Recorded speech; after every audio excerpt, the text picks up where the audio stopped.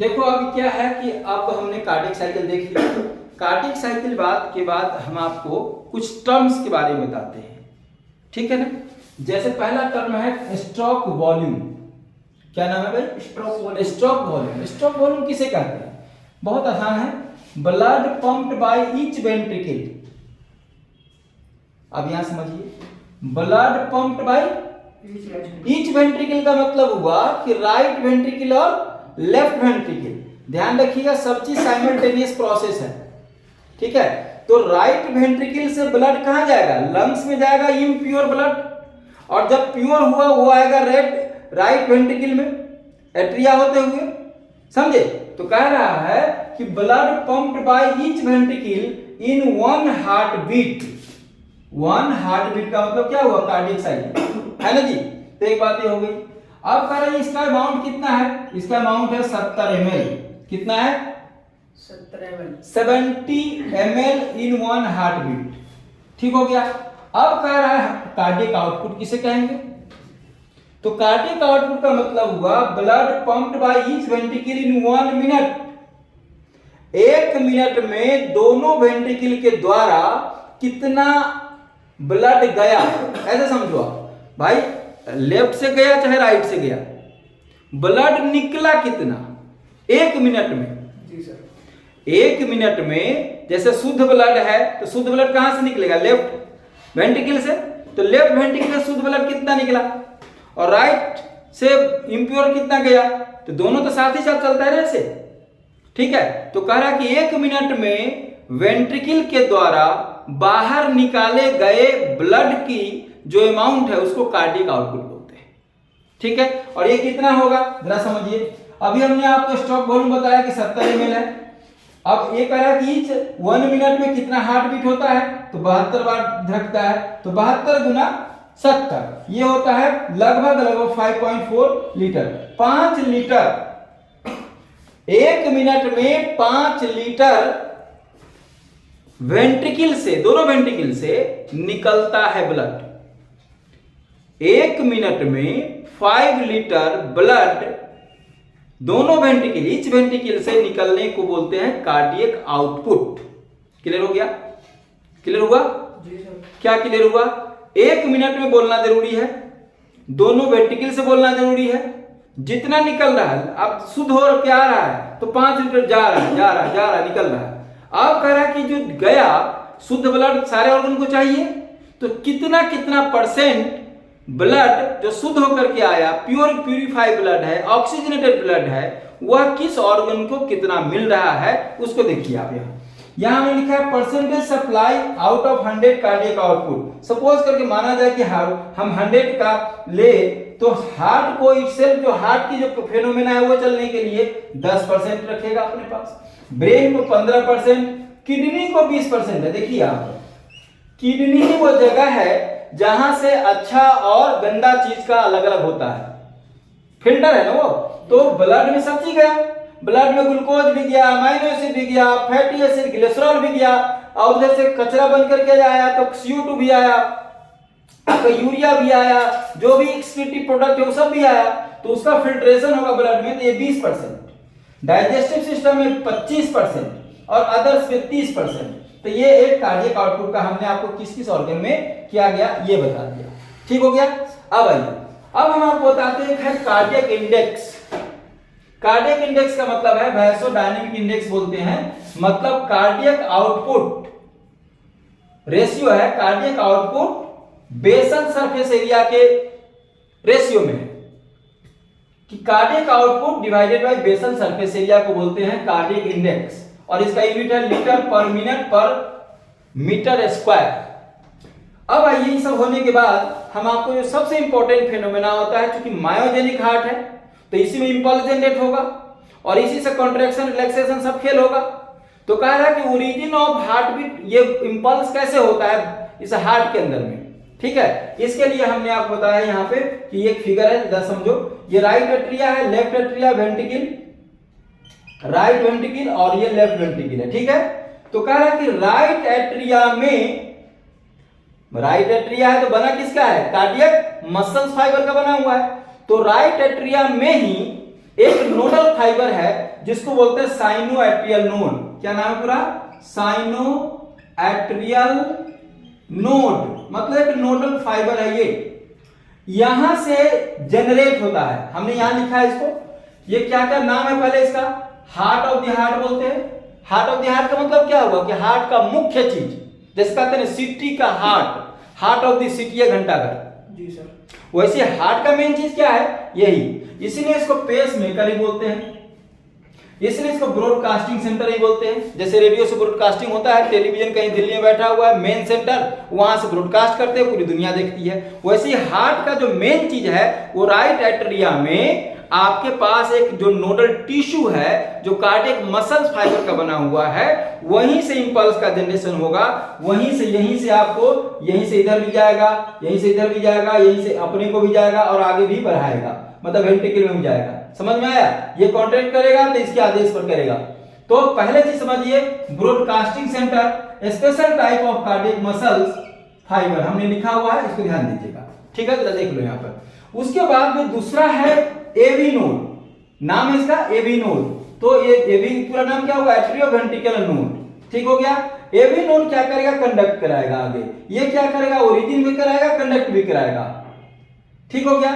तो अब इसके बीच में एक चीज है इंटरनोडल पाथ। क्या नाम है? Internodal path. तो मतलब यहां से इंपल्स जनरेट हुआ, ये इसको कंडक्ट करके एवी नोड को दिया और एवी नोड से आगे बढ़ा, इसको बोलते हैं एवी बंडल। क्या बोलते हैं इसको? AV bundle.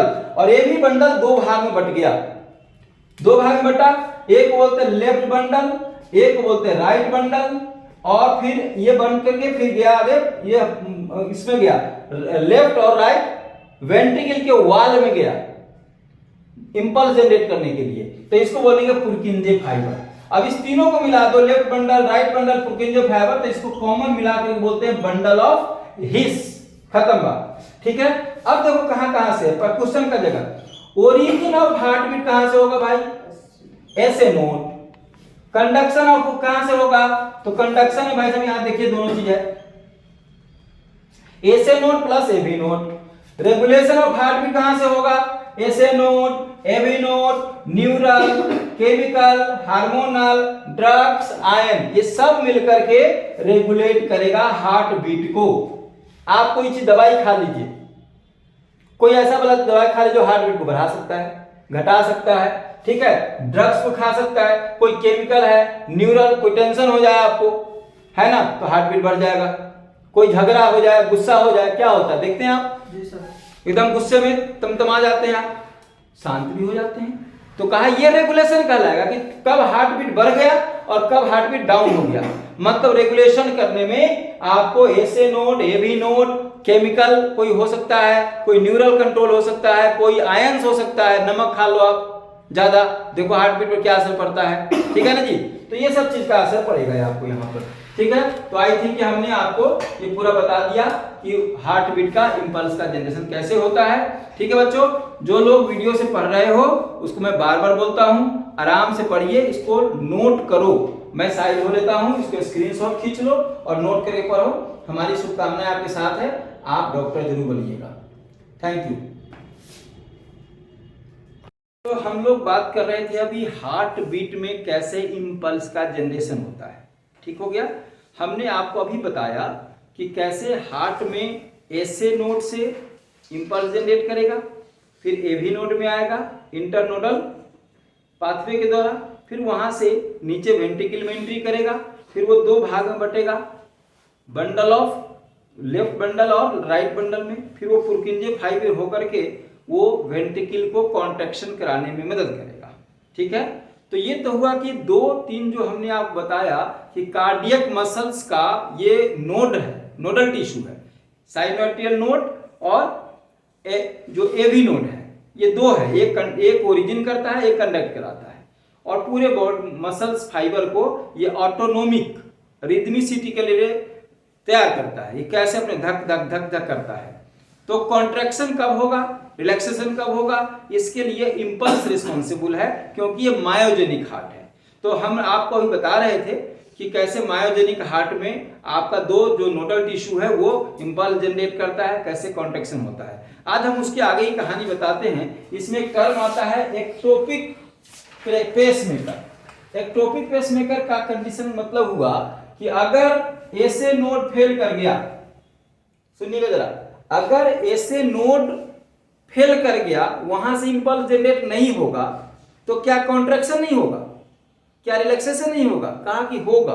उसके बदले में कौन रिस्पॉन्सिबल है इसके लिए, ये समझिए आप, एबी नोड और पुर्किंजे फाइबर, यह दोनों इसका काम संभालेगा, सब्स्टिट्यूट फॉर इट। और ये क्या काम करेगा? ओरिजिन ऑफ हार्ट बीट कराएगा। जब ऐसे नोड फेल कर गया ओरिजिन कराने में हार्ट बीट को, तब कौन करेगा काम? तब करेगा एबी नोड एंड पुर्किंजे फाइबर। बात समझ में आया? जैसे मान लो कि हम कहते हैं कि राष्ट्रपति नहीं रहा तो उपराष्ट्रपति काम करते हैं, घर में बड़े गुजर गए तो फिर उसका बेटा, उसका घर के अन्य सदस्य काम को संभालते हैं कि नहीं? तो वही कहा कि घर का मुखिया था हमारा ऐसे नोड, जो कि इंपल्स को जनरेट कर रहा था, हार्ट बीट को जनरेट कर रहा था। अब कौन करेगा? एबी नोड और पुर्किंजे फाइबर। ये पहला क्वेश्चन नीट का बनेगा आपका कि अगर हम आपको ऐसा कहते हैं कि ऐसे नोड फेल कर गया तो उसकी जगह पे कौन काम करेगा। 1 नंबर 1 हुआ क्वेश्चन। क्वेश्चन नंबर दूसरा होगा कि when SA node fails then this condition is called. इस कंडीशन का नाम क्या हो गया? नीट का क्वेश्चन है ये, एक्टोपिक पेसमेकर। क्या बोलेंगे? Ectopic pacemaker. ठीक हो गया। तीसरा क्वेश्चन और आइए, कहा कि जो ओरिजिन ऑफ हार्टबीट होगा एक्टोपिक पेसमेकर के द्वारा, उसका क्या सेम रहेगा? हार्टबीट 72 टाइम्स रहेगा? कहा कि नहीं, ये घट जाएगा, ये हो जाएगा 40 से 45 टाइम्स पर मिनट। 72 की जगह ये कितना होगा? 40 से 45 पर मिनट होगा, घट गया। जाहिर सी बात है, जो एफिशिएंट था और जो नहीं, जो सिंपल जिसका काम नहीं था करने का, उसकी जगह कोई काम कर रहा है तो उसकी एफिशिएंसी घटेगी ही घटेगी। तो ये 40 से 45, तो ये भी नीट लगाओ यहाँ पर। ये 3 क्वेश्चन यहाँ पर लिखोगे, 1 2 3 टाइप का क्वेश्चन यहाँ से पूछे जा सकते हैं। ठीक हो गया। अब आइए कि कंडक्शन क्या है इंपल्स का। इंपल्स का कंडक्शन कहां से कैसे कैसे जाता है, पाथवे। तो यहाँ देखो ऐसे नोड, पहले इधर देखो ऐसे नोड, एक बार फिगर समझा देता हूं मैं। यहां से ऐसे नोड, बच्चे जरा देखो यहाँ पर, ये ऐसे नोड और ये रहा ऐसे ऐसे रहा, ये है ना, ये मसल का फाइबर। तो ऐसे नोड, एवी नोड, थोड़ा सा क्लोज करो यहाँ, ऐसे नोड, एवी नोड, तो यहां से ये आया, ये पाथ हो गया। ठीक हो गया। यहां से यहां आया, अब ये 2 भाग में बट गया, ये ऐसे गया, कलर चेंज कर दूं तो थोड़ा सा अच्छे समझ में आएगा। ये 2 भाग बट गया, एक यहां से चला गया इधर और एक फिर इधर से आ गया इधर। ठीक है। तो कंडक्शन पाथवे देखो, SA node, internodal pathway, AV node, bundle of His कहते हैं इस वाले को लेफ्ट को और इधर को राइट को, और पुर्किंजे फाइबर को, ये सब मिलाकर के बोलते हैं बंडल ऑफ हिस। ये हम आपको बता चुके हैं। तो बंडल ऑफ हिस, इसके बाद पुर्किंजे फाइबर, यहां से ठलता चला गया, तो वेंट्रिकल। अब ये जो हम कंक्लूड कर रहे हैं इस बात को लेकर के, कहा कि साइनोएट्रियल नोड, ऐसे नोड रिस्पॉन्सिबल है एट्रिया के कॉन्ट्रैक्शन के लिए। एक बार फिर समझिए, एट्रिया के कॉन्ट्रैक्शन के लिए कौन रिस्पॉन्सिबल है? बोलो, ऐसे नोड। और कॉन्ट्रैक्शन और वेंट्रिकल के लिए कौन रिस्पॉन्सिबल है? AV node. कौन कौन है? AV node, bundle of His और पुर्किंजे फाइबर, जो कि नीचे आया। यहाँ पे आप देखो, यहाँ पे नीचे आया, तो कौन कौन आया? एबी नोड से आया यहाँ इंपल्स, फिर ये और ये सब मिल करके। ठीक हो गया। तो वेंट्रिकल के रिस्पॉन्सिबल ये हो गया। तो ये तो हो गया कंडक्शन। भाई 2 ही चीज है हार्ट के अंदर में, एट्रिया और वेंट्रिकल। तो एट्रिया को कौन कॉन्ट्रैक्ट कराएगा? ऐसे नोड, और एबी नोड, पुर्किंजे और बंडल ऑफ हिस कौन कराएगा? ये वेंट्रिकल के लिए कॉन्ट्रैक्शन के लिए रिस्पॉन्सिबल। क्लियर हो गया भाई? हाँ जी। अब आइए, अब हम चलते हैं कि regulation of heart beat. Regulation का मतलब हुआ कि आप जब दौड़ते हो तो आपका हार्ट बीट बढ़ जाता है, फिर बैठते हो तो नॉर्मल हो आता है। कहा इसको रेगुलेट कौन करता है? रेगुलेशन में हमारे पास 3-4 रेगुलेशन है।